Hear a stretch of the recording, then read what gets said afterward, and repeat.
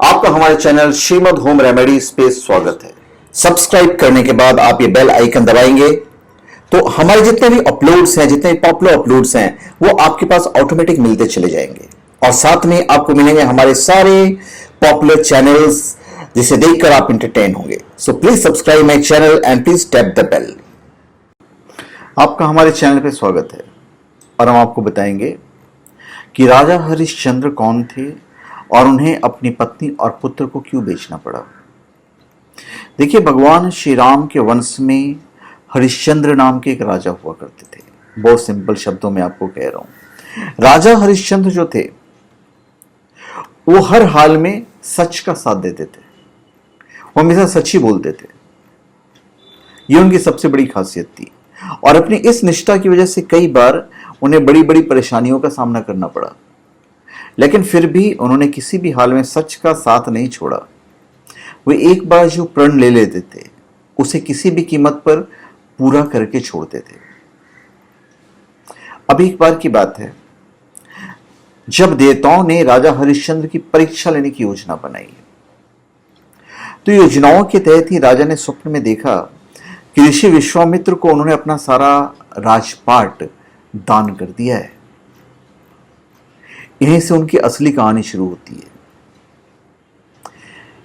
अब राजा हरिश्चंद्र जो थे वो एक बार सच का साथ देने से चूक गए थे, जिसका खामियाजा उनके पुत्र को अपनी जान देकर चुकाना पड़ा था। इस कहानी पे हम आएंगे बाद में। पहले हम आपको राजा हरिश्चंद्र की वो वाली बात बता दें जिसकी वजह से उन्हें अपनी पत्नी और बेटे को बेचना पड़ा था।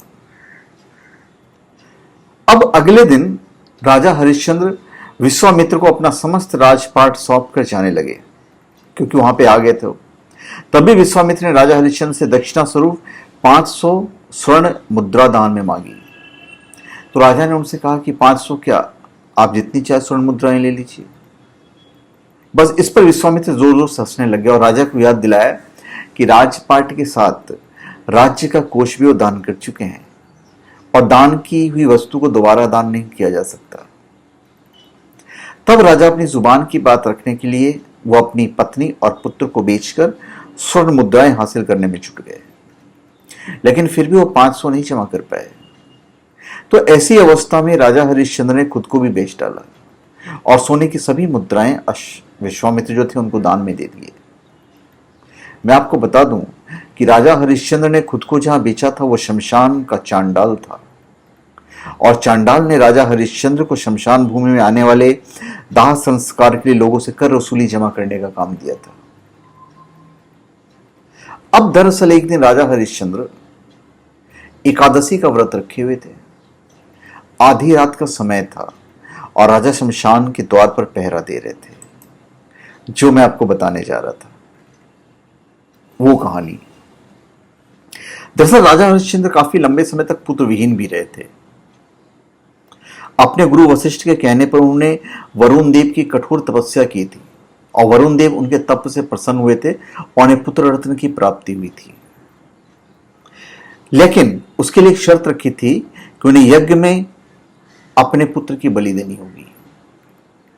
पहले तो राजा हरिश्चंद्र इस बात के लिए राजी हो गए थे, लेकिन पुत्र रोहिताशव के जन्म के बाद उसके मुंह में इस तरह बंध गए कि अपना दिया हुआ वचन उनके लिए बेमानी हो गया था। वरुण देव कई बार पुत्र की बलि लेने आए, लेकिन हर बार हरिश्चंद्र अपनी प्रतिज्ञा पूरी नहीं कर पाए थे। एक वही टाइम था जब वो सत्य से थोड़ी सी विचलित हुए थे और उसी प्रतिज्ञा की वजह पालन नहीं करने की वजह से हरिश्चंद्र को अपना सब कुछ खोना पड़ा था, जिसमें राजपाट के साथ उनकी पत्नी और वो पुत्र भी शामिल थे। अब राजा हरिश्चंद्र के जीवन की जो बेहद रोचक जो घटना है वो हम आपको बताने चाह रहे हैं, जो सबसे इंपॉर्टेंट, जो मैं आगे बढ़ रहा हूं। अब आधी रात का समय था और राजा शमशान के द्वार पर पहरा दे रहे थे। बेहद अंधेरा था। इतने में वहां एक लाचार और निर्धन स्त्री बिलखते हुए आ पहुंची, जिसके हाथ में अपने ही पुत्र का शव था। राजा हरिश्चंद्र ने सत्य धर्म का पालन करते हुए उस महिला ने, जो उनकी पत्नी थी, उससे भी पुत्र के दाह संस्कार के लिए कर मांगा। अब पत्नी के पास कर चुकाने के लिए कोई धन नहीं था, इसलिए उसने अपनी साड़ी का आधा हिस्सा फाड़कर राजा को दे दिया। राजा हरिश्चंद्र के सत्य धर्म को देखकर वहां भगवान जो है खुद प्रकट हुए थे। उन्होंने राजा से कहा कि तुमने सत्य के जीवन में धारण करने का उच्चतम आदर्श स्थापित किया है और तुम्हारी कर्तव्य निष्ठा बहुत महान है। तुम इतिहास में अमर रहोगे। और इतने में ही राजा का जो बेटा था रोहिताशव, वही जीवित उठा था। यही नहीं, ईश्वर की अनुमति से विश्वामित्र ने हरिश्चंद्र के जो राजपाट थे उन्हें वापस लौटा दिए। यहीं से अजय एकादशी की शुरुआत हुई थी, जिसकी वजह से मैं आपको बता रहा हूं। अजय एकादशी जो है, मैं आपकी जानकारी लिए बता दूं, वो भाद्रपद की कृष्ण पक्ष की एकादशी को कहते हैं और भाद्रपद मास के कृष्ण पक्ष की एकादशी का महत्व विशेष होता है। ऐसी मान्यता है कि इसी एकादशी को करने से राजा हरिश्चंद्र को अपना खोया हुआ परिवार और राजपाट दोनों ही वापस मिल गया था।